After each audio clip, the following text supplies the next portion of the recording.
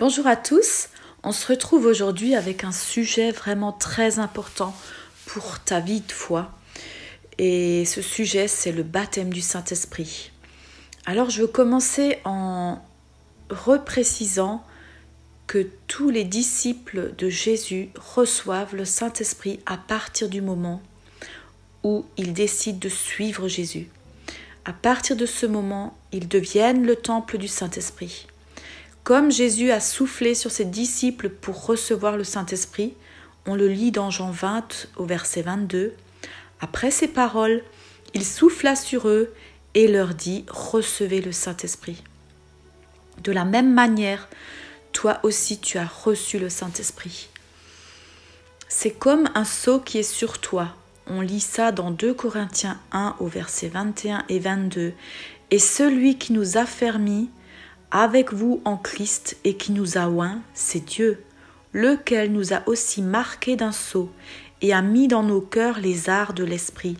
Les arts de l'esprit, c'est comme la première part des biens qu'il va nous donner. Il a mis son sceau pour dire que nous lui appartenons. Alors en ce qui me concerne, je savais que j'avais eu le Saint-Esprit quand j'ai décidé de suivre Jésus à l'âge de 13 ans. Et puis je me suis fait baptiser dans l'eau à l'âge de 16 ans.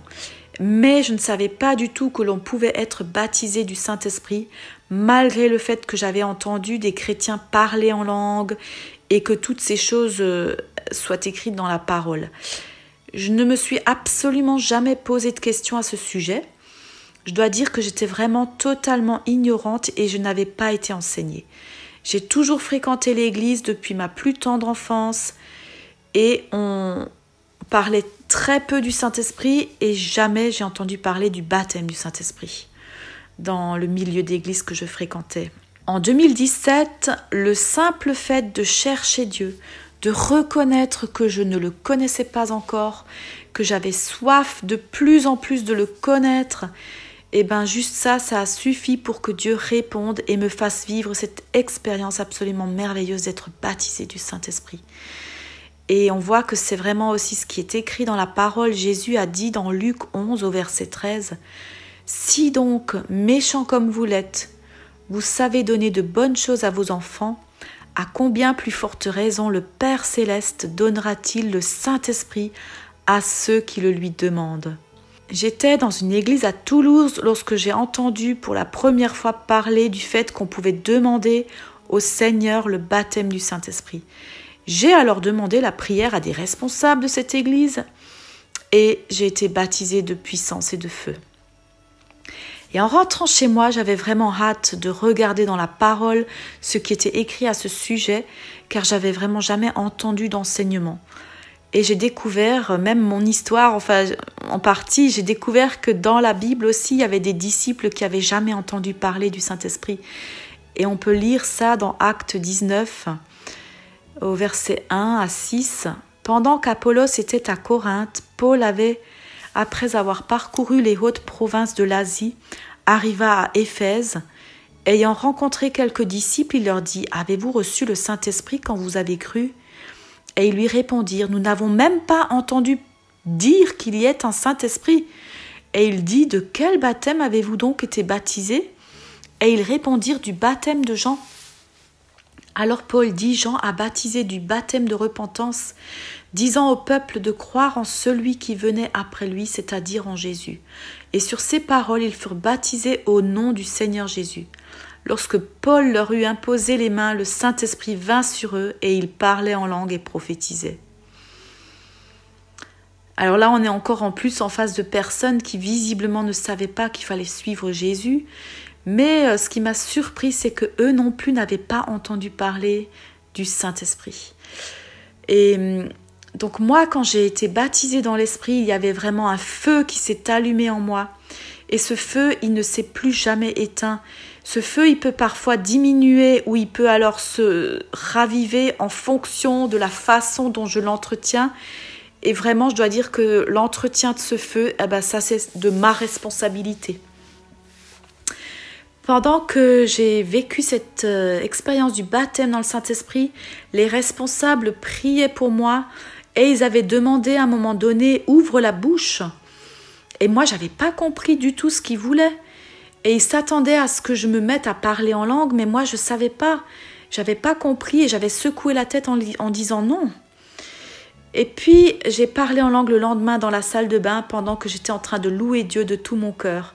Tout à coup, des mots nouveaux sont sortis de ma bouche et j'ai compris que c'était ça, le parler en langue.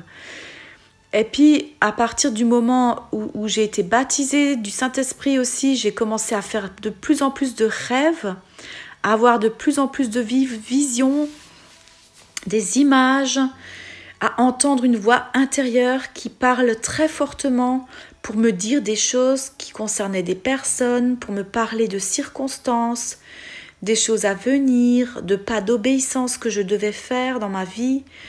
Et cette voix, elle mettait aussi sur mon cœur des grands fardeaux, et elle met encore sur mon cœur des grands fardeaux pour prier. Elle me montre des choses que je dois changer dans ma vie pour que je sois alignée avec le cœur de mon Papa Céleste. Elle me donne aussi vraiment l'élan pour obéir par amour pour Jésus. J'ai commencé à pouvoir proclamer facilement de ma bouche, à voix haute, sans plus aucune honte, que Jésus est mon bien-aimé. Et je peux rendre témoignage de Jésus comme jamais auparavant. Je peux parler de lui avec passion. Et on lit ça dans 1 Corinthiens 12, 13. « Nul ne peut dire Jésus est Seigneur si ce n'est par le Saint-Esprit. » Le Saint-Esprit m'enseigne directement des choses profondes de la parole de Dieu quand je lis la Bible. On voit aussi ça dans Jean 14 au verset 26. « Mais le Consolateur, l'Esprit Saint que le Père enverra en mon nom, vous enseignera toutes choses et vous rappellera tout ce que je vous ai dit. » Et puis dans mes pensées, il me fait aussi me poser vraiment des questions que je ne me posais jamais avant. Il me donne des réponses en me conduisant dans les Écritures, en me dirigeant vers des enseignements que je peux écouter sur Internet. Il vient remettre en cause tout plein de systèmes de pensées que j'ai érigés dans ma tête, des pensées erronées, des façons de vivre qui sont erronées, et que tout ça, c'est pour que je puisse vraiment m'aligner au fur et à mesure avec Dieu, avec ses pensées, avec ses valeurs. Et puis vraiment au fur et à mesure de ma marche, je me suis vraiment aussi questionnée, mais pourquoi est-ce que mon Église ne m'a jamais parlé de la nécessité du baptême du Saint-Esprit? Et j'ai compris qu'il y a deux courants de pensée chez les chrétiens. Il y a ceux qui pensent que le Saint-Esprit s'est déversé sur les disciples de Jésus au départ de l'Église primitive, mais qu'ensuite ça s'est arrêté quand les apôtres sont morts. Et il y a ceux qui pensent que ce qui est écrit dans Actes est vrai de la même manière encore aujourd'hui, car Dieu ne change pas, comme c'est écrit dans Hébreux 13, verset 8. « Jésus-Christ est le même hier, aujourd'hui et éternellement. » Le déversement du Saint-Esprit, c'est donc aujourd'hui l'expérience encore de beaucoup de chrétiens. Et depuis tous les siècles qui ont passé, ça n'a jamais cessé d'être l'expérience de ceux qui voulaient suivre Jésus, avec les dons de l'Esprit et exactement comme c'est écrit dans la parole. Donc pour te faire vraiment une opinion sur ces choses-là, je te conseille vraiment de te mettre à part avec le Saint-Esprit et de méditer Actes pour comprendre tout ce qui s'est passé là. D'ailleurs, on dit que ce livre s'appelle Actes des apôtres, mais on aurait dû plutôt l'appeler Actes du Saint-Esprit parce que ce sont vraiment les actes du Saint-Esprit dans la vie des apôtres. Et je t'invite aussi vraiment à ne surtout pas ni juger ni condamner ton Église si elle n'enseigne pas ces choses. Je veux dire, on est tous soumis, on est vraiment tous bénéficiaires de la grâce imméritée de notre Seigneur. Et je t'invite juste alors à prier pour tes frères, tes sœurs, ton pasteur, afin que le Saint-Esprit se manifeste vraiment dans leur vie aussi. Parce que c'est une grâce infinie que de comprendre ces choses-là, de pouvoir les vivre, c'est gratuit et c'est juste énorme. Et on peut vraiment le désirer pour chacun. Et ce qui pose souvent problème dans nos milieux d'église, c'est que nous avons eu l'habitude de tout mettre dans des boîtes et de tout contrôler. C'est souvent lié au fait que des pasteurs ont vu des débordements et ont eu peur de ces débordements. Mais malheureusement, là où il y a trop de contrôle, là où il y a du contrôle, le Saint-Esprit ne peut pas agir librement comme c'est sa nature. Et Jésus le dit dans Jean 3 au verset 8, « Le vent souffle où il veut et tu en entends le bruit, mais tu ne sais d'où il vient ni où il va. » Et il en est ainsi de tout homme qui est né de l'Esprit. Eh oui, quand l'Esprit Saint souffle, on ne contrôle pas forcément ce qui se passe parce que le Saint-Esprit, il agit comme il veut et que nous soyons vraiment ouverts à son action. Et si tu veux que ton église, là où tu grandis avec des frères et tes sœurs, puisse être ouvert à l'action du Saint-Esprit, et j'ai envie de te dire, alors prie pour eux. Mais ne rentre pas dans des conflits, prie pour eux. Malheureusement, le contrôle est le propre de l'homme et on a vu que souvent ce sont des enseignements théologiques qui sont propres à notre dénomination, qui nous tiennent dans certaines boîtes. Et quand on se penche un petit peu plus sur la parole, quand tu liras Actes, tu verras, quand tu médites, tu vas voir quand même de façon générale, la vie des premiers chrétiens était vraiment très simple comparée à ce qu'on vit aujourd'hui dans nos églises. Les gens entendaient parler de Jésus, ils ont compris qu'ils étaient pécheurs, ils décidaient de se repentir et de suivre Jésus. Alors ils se faisaient immédiatement baptiser là où il y avait de l'eau. On priait pour eux et ils recevaient immédiatement le baptême du Saint-Esprit avec la puissance pour pouvoir vivre leur foi au quotidien, suivre Jésus et recevoir les dons du Saint-Esprit et avoir cette force pour annoncer et proclamer l'évangile autour d'eux. Et comme on est souvent soumis à des façons très religieuses de vivre notre foi, c'est pour cette raison qu'on ne vit plus les choses exactement comme elles sont écrites dans Actes et comme c'était le cas pour l'Église primitive. Mais aujourd'hui, on voit de plus en plus de chrétiens qui commencent de nouveau à vivre l'Évangile de cette façon et je vois vraiment le Saint-Esprit autour de moi qui agit puissamment. Donc, si comme moi, tu n'as pas eu ces enseignements dans ton Église, mais que tu désires ardemment vivre une vie de disciple proche du cœur de Jésus, proche de ce qu'il a lui-même enseigné à ses disciples, sache que c'est tout à fait possible pour toi. Il suffit de reconnaître ce que tu n'as pas, de désirer ardemment la puissance du Saint-Esprit dans le but de marcher quotidiennement avec lui et de proclamer Jésus autour de toi. Et je veux vraiment t'encourager car en cherchant Dieu de tout ton cœur et en désirant le connaître plus, en ayant une soif grandissante de qui il est et de vivre cette intimité avec lui, le Seigneur va répondre à ce désir de ton cœur en te baptisant toi aussi du Saint-Esprit. Alors après, la personne qui a été baptisée du Saint-Esprit, c'est une personne qui a vraiment changé et qui le sait.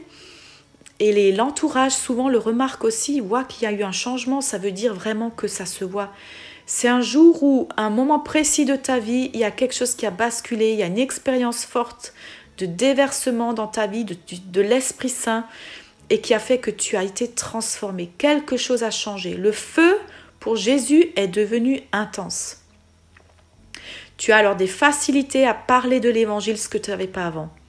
Et on voit cela, c'était vraiment aussi ce qui s'est passé pour les disciples, parce que les disciples étaient d'abord complètement apeurés et enfermés chez eux. Lorsque Jésus est ressuscité, ils avaient peur. On le voit dans Jean 20 au verset 19. Et jusqu'à l'effusion du Saint-Esprit qui a eu lieu à la Pentecôte, ils n'ont pas parlé devant des foules pour expliquer ce qui s'était passé. D'abord parce qu'ils n'en avaient pas la force, mais ensuite aussi parce qu'ils ont obéi à Jésus qui leur a dit clairement d'attendre l'effusion du Saint-Esprit. Et dans cette attente, les disciples se sont réunis et ont prié ensemble pendant 10 jours. Alors si dans ton église vous êtes à plusieurs à penser ça, réunissez-vous et priez ensemble et voyez ce que le Saint-Esprit va faire. En Acte 1 au verset 8, nous voyons comment ça s'est passé pour les premiers disciples. Et c'est Jésus qui a dit « Mais vous recevrez une puissance, le Saint-Esprit survenant sur vous, et vous serez mes témoins à Jérusalem, dans toute la Judée, dans la Samarie et jusqu'aux extrémités de la terre. » Et c'est exactement ce qui s'est passé dans Acte 2, au verset 2 à 4.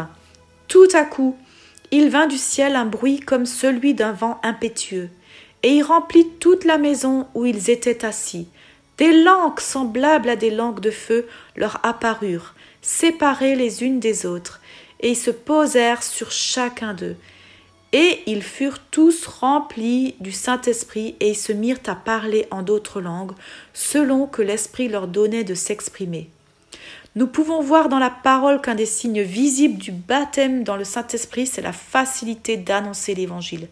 Pierre, qui était juste un pêcheur, tout à coup, il s'est mis à parler avec sagesse à des foules. Jésus avait dit à ses disciples qu'il leur enverrait le Saint-Esprit, qui leur permettra de parler à des autorités. On voit aussi dans Actes 4, 13 exactement que c'est ce qui s'est passé. Lorsqu'ils virent l'assurance de Pierre et de Jean, ils furent étonnés, sachant que c'étaient des hommes du peuple, sans instruction, et ils les reconnurent pour avoir été avec Jésus. Et il y a donc forcément des signes qui montrent que quand on est baptisé dans le Saint-Esprit, c'est quelque chose de fort et de puissant qui a changé dans notre vie. En Acte 8, au verset 18, nous lisons « Lorsque Simon vit que le Saint-Esprit était donné par l'imposition des mains des apôtres, il leur offrit de l'argent en disant « Accordez-moi aussi ce pouvoir afin que celui à qui j'impose les mains reçoive le Saint-Esprit. » Mais Pierre lui dit « Que ton argent périsse avec toi, puisque tu as cru que le don de Dieu s'acquérait à prix d'argent. Il n'y a pour toi ni part ni lot dans cette affaire, car ton cœur n'est pas droit devant Dieu. » Quand Siméon le magicien voit ce qui se passe lors de l'imposition des mains, il veut exactement le même pouvoir. Il croit que c'est un pouvoir qu'il peut acheter. Et il voyait que lors de l'imposition des mains, clairement, quand les disciples imposaient les mains, il voyait qu'il se passait quelque chose de surnaturel sur les gens. Et il était attiré par le côté surnaturel du baptême dans le Saint-Esprit et non par le Saint-Esprit lui-même pour pouvoir proclamer l'Évangile. Alors moi, ce passage, il me montre vraiment clairement, déjà premièrement, qu'il se passe quelque chose d'extraordinaire sur les personnes qui sont baptisées du Saint-Esprit, mais aussi vraiment qu'on doit avoir un cœur juste, un cœur pur devant le Seigneur, qu'on doit le chercher lui, qu'on doit chercher l'intimité avec lui, et ensuite seulement le Seigneur nous donne ce que nous avons besoin pour proclamer sa parole. C'est pas quelque chose qu'on reçoit pour notre petit confort personnel, pour pouvoir nous vanter d'avoir eu le baptême du Saint-Esprit, mais c'est pour nous édifier nous, et ensuite pour édifier le corps de Christ, pour exhorter les autres. Les dons de l'Esprit sont là pour servir. Et ce passage nous montre aussi que lorsque les gens sont baptisés du Saint-Esprit, c'est vraiment visible. Ils sont comme transformés. Alors peut-être que toi, aujourd'hui, tu attends aussi impatiemment cette effusion du Saint-Esprit sur toi. Tu veux vivre cette expérience qui va t'envoyer, qui va libérer ta langue pour parler facilement de Jésus autour de toi. Tu veux vivre ce feu dans ton cœur qui ne peut plus retenir la bonne nouvelle. Et tu veux que ta bouche puisse libérer facilement le message de Jésus qui est mort et ressuscité pour le monde. Alors si c'est écrit, ça veut dire que c'est tout à fait possible, que rien n'a changé depuis 2000 ans. Jésus a dit en Luc 11 au verset 9, « Demandez et l'on vous donnera, cherchez et vous trouverez, frappez et l'on vous ouvrira. » Comment tu peux vivre le baptême du Saint-Esprit ? En fait, il faut savoir que Dieu n'utilise pas de technique, pas de protocole, il fait les choses quand il veut et comme il veut. J'ai entendu toutes sortes d'expériences, des gens baptisés par l'imposition des mains, mais aussi des gens baptisés tout à coup pendant un temps de louange, ou baptisés seuls dans leur chambre, en lisant la Bible. Et on voit dans Actes que ça s'est aussi passé de différentes façons. On voit par l'imposition des mains, en Acte 8 au verset 15 à 19, « Ceux-ci, arrivés chez les Samaritains, prièrent pour eux, afin qu'ils reçussent le Saint-Esprit, car il n'était encore descendu sur aucun d'eux. Ils avaient seulement été baptisés au nom du Seigneur Jésus. Alors Pierre et Jean leur imposèrent les mains, et ils reçurent le Saint-Esprit. » Et puis on voit dans Acte 10 au verset 44 à 48 une toute autre expérience parce que Pierre ne savait pas encore que les païens pouvaient recevoir aussi ce baptême du Saint-Esprit. Et c'est écrit, comme Pierre prononçait encore ces mots, le Saint-Esprit descendit sur tous ceux qui écoutaient la parole. Tous les fidèles circoncis qui étaient venus avec Pierre furent étonnés de ce que le don du Saint-Esprit était aussi répandu sur les païens, car ils les entendaient parler en langue et glorifier Dieu. Et on voit le même type d'expérience dans Acte 11, au verset 12, 15, 16. « Les 6 hommes que voici m'accompagnèrent et nous entrâmes dans la maison de Corneille. Lorsque je me fus mis à parler, le Saint-Esprit descendit sur eux, comme sur nous au commencement.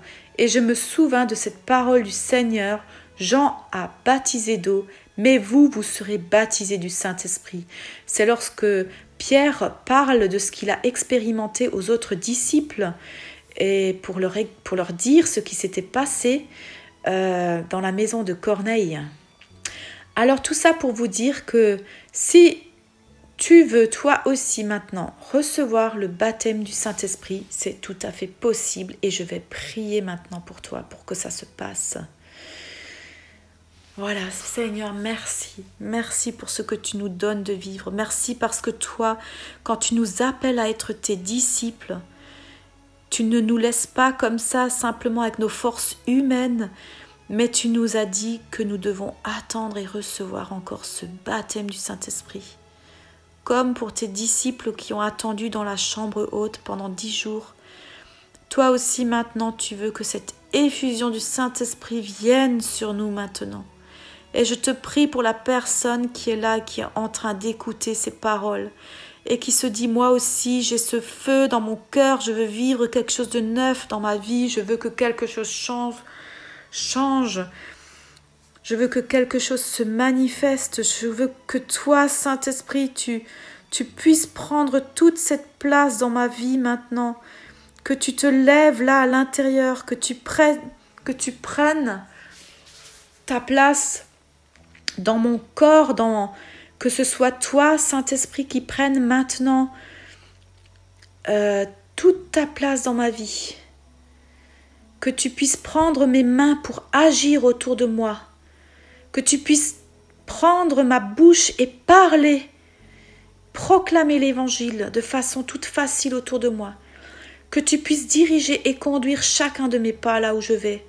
Que tu puisses souffler au travers de ma vie, que ma vie elle puisse être entièrement au service de Jésus, au service de toi, Jésus, que j'aime. Toi, je veux vraiment être celle qui te sert dans tout ce qui se passe dans ma vie. Je veux être celle qui va te servir dans mon quotidien. Je veux te laisser toute la place. Je veux te mettre au centre de ma vie, Jésus. Et que par le Saint-Esprit maintenant ce soit possible. Baptise-moi maintenant, Jésus. Saint-Esprit, j'appelle vraiment cette effusion à couler sur la personne qui entend ce message, ces paroles, cette prière. Saint-Esprit, viens. Je t'appelle aussi maintenant vraiment à détruire, à mettre à terre toutes les murailles et les forteresses de pensée qui s'érigent contre le fait que toi, tu aies toute autorité sur la personne et que tu puisses encore te manifester aujourd'hui, 2000 ans après, les premiers disciples.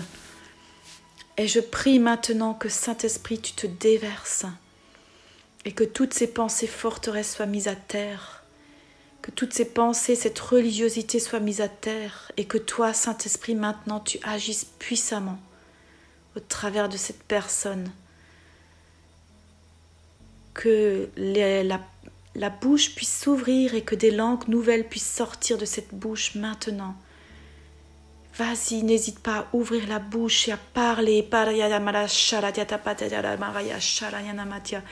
Que Saint-Esprit, tu puisses donner des mots, une langue nouvelle dans la personne qui est en train d'être baptisée maintenant. Ouais, Saint-Esprit, que ton feu soit là, que ce ne soit pas un feu d'une seule journée, d'un seul instant, mais un feu nouveau qui dirige, qui dirige la vie de cette personne maintenant d'une façon toute nouvelle. Et que tu sois là pour donner pour déverser tes dons, le don de la connaissance, de la sagesse, le don de la guérison, le don de l'enseignement, le don, tous ces dons qui sont écrits dans la parole, qui se déversent maintenant. Je prie que cette personne puisse recevoir par toi, Saint-Esprit, des rêves et des visions, des paroles que tu leur parles comme tu me parles à moi, qu'ils puissent entendre ta voix dans leur esprit, leur parler de façon tellement distincte qu'en fait ils puissent juste obéir et que tu puisses ainsi les mettre à part pour toi, Seigneur. Préparer ton épouse à ce qu'elle se sanctifie et qu'elle se mette à part maintenant pour toi et qu'elle puisse encore proclamer partout autour d'elle la bonne nouvelle de Jésus qui sauve aujourd'hui et qui guérit aujourd'hui et qui veut changer et transformer la vie des uns et des autres. Merci Seigneur, parce que nous savons que tu nous fais le plus grand cadeau que nous avons besoin sur cette terre pour marcher avec toi chaque jour. Amen. Et puis maintenant, je veux aussi m'adresser tout particulièrement aux personnes qui ont déjà fait l'expérience du baptême du Saint-Esprit. Mais parfois, quand on a fait cette expérience au début, on n'a pas compris que c'était pas juste pour nous, pour moi, mais que c'était vraiment aussi pour édifier les autres et pour proclamer la bonne nouvelle. Et je veux vraiment aussi dire, tu vois, on s'est tous endormis et on doit le reconnaître qu'on s'est tous endormis. Et ce feu, c'est peut-être maintenant plus que quelques braises dans notre vie. Et je veux vraiment, vraiment maintenant aussi que tu puisses revenir, toi, vers ton premier amour. Si tu te rends compte que les temps qu'on vit commencent à être de plus en plus difficiles, ou alors tu réalises peut-être aussi que tu as juste besoin de plus du Saint-Esprit. Simplement que le Saint-Esprit vienne de nouveau souffler sur ces braises pour qu'il puisse les raviver, pour que tu puisses vraiment faire sa volonté dans le quotidien de ta vie et que tu puisses vraiment être un disciple à chaque instant et que tu puisses entendre sa voix et marcher dans son obéissance. Et j'ai vraiment... en fait, tu vois, dans Actes 4, au verset 29 à 31, c'est vraiment ce qui s'est passé aussi pour les disciples. Ils ont eu besoin d'être renouvelés. Et c'est écrit... Et maintenant, Seigneur, vois leurs menaces et donne à tes serviteurs d'annoncer ta parole avec une pleine assurance, en étendant ta main pour qu'ils se fassent des guérisons, des miracles et des prodiges par le nom de ton saint serviteur Jésus. Quand ils eurent prié, le lieu où ils étaient assemblés trembla, et ils furent tous remplis du Saint-Esprit, et ils annonçaient la parole de Dieu avec assurance. Et je veux maintenant prier pour toi pour qu'à nouveau tu puisses être renouvelé et que le Saint-Esprit puisse continuer ce qu'il a commencé au travers de ta vie. Merci Seigneur, parce que tu as déjà déversé ton feu dans les personnes que nous sommes, que tu as déjà déversé ton Esprit Saint d'une façon extrêmement puissante. Et Seigneur, maintenant, nous t'appelons Saint-Esprit à simplement souffler sur ces braises qui sont dans nos vies. Viens souffler maintenant, viens te manifester avec puissance pour que ces mains elles puissent guérir les malades, pour que ma bouche puisse proclamer la bonne nouvelle et que mes pieds puissent aller là où tu me dis d'aller, Saint-Esprit, exactement comme c'était le cas pour les apôtres à qui tu disais va ici, va là, fais ceci, fais cela, et que nous puissions recevoir des consignes claires et nettes de toi, Saint-Esprit, et qui nous disent là où il y a des personnes qui ont besoin vraiment d'entendre parler de Jésus et pour qu'elles puissent recevoir maintenant aussi le feu de l'Esprit, le feu du Saint-Esprit, pour elles-mêmes aussi pouvoir proclamer la bonne nouvelle, que ce soit toi, Saint-Esprit, qui nous envoie, que tu nous donne vraiment cette assurance que nous n'ayons pas peur ni des menaces ni des autres qui sont là peut-être en train de nous freiner ou de nous faire peur ou de se moquer, qu'on n'ait pas peur de cela, mais que notre bouche puisse proclamer partout l'évangile avec assurance, avec une assurance qui vient de toi, Saint-Esprit, une ferme assurance, que nous ayons dans nos cœurs des convictions qui sont tellement fortes que rien ni personne ne puisse les faire tomber. Et Seigneur, viens souffler sur les braises, que ce feu puisse grandir en nous et que ce feu puisse grandir dans chacun de nos frères et de nos sœurs pour que nous puissions nous lever d'une façon nouvelle pour proclamer l'Évangile. Merci Seigneur pour ce que tu fais dans nos vies, au travers de nos vies. Merci pour pouvoir être ces vases d'argile avec lesquels nous pouvons être ces vases d'argile où tu mets des trésors que nous pouvons déverser autour de nous. Merci Seigneur. Merci, sois loué et adoré Jésus, toi le seul digne de recevoir toute louange. Merci Seigneur. Amen. Voilà, je vous souhaite une journée vraiment bénie, riche dans tout ce que le Saint-Esprit va faire. Laissez-nous des témoignages qui peuvent édifier aussi le corps de Christ, qui peuvent nous édifier les uns les autres, qui mettent en avant vraiment Jésus et ce qu'il fait aujourd'hui même. Merci, soyez bénis, bonne journée.